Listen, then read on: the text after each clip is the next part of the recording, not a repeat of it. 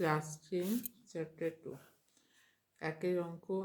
দুই বন্ধু একসঙ্গে একটি ছোট ব্যবসা চালাবার জন্য বার্ষিক 12% সরল সুদের হারে একটি ব্যাংক থেকে 15,000 টাকা ধার নিলেন।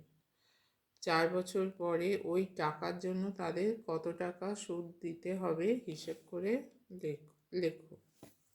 আচ্ছা, প্রথমে কত টাকা ধার নিয়েছে? 15,000 টাকা। তাহলে এটা হচ্ছে আসল।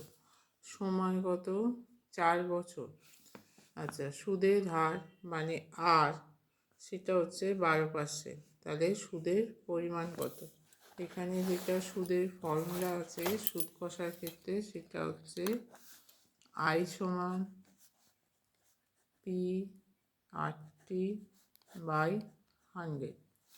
আইটা কি? আইটা হচ্ছে সুদ, পি আসল বা মূলধন, আর হচ্ছে সুদের হার, বার্ষিক সরল সুদের হার,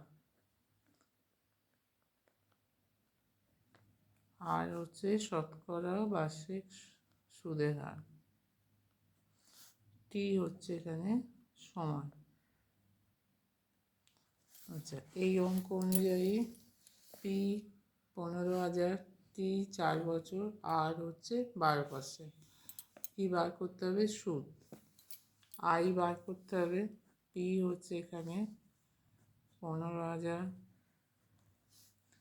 আর হচ্ছে 12%, টি হচ্ছে এখানে 4 বছর। তাহলে আই সমান হবে 15,000 গুণিতক 12/100 গুণিতক হচ্ছে 4। 100 দিয়ে কেটে যাবে, তাহলে হচ্ছে 15 গুণিতক 4 60 গুণিতক 12 সমান হচ্ছে 7,200 টাকা। তাহলে তাদের কত টাকা সুদ দিতে হবে? তাদের 7,200 টাকা সুদ দিতে হবে। তাদের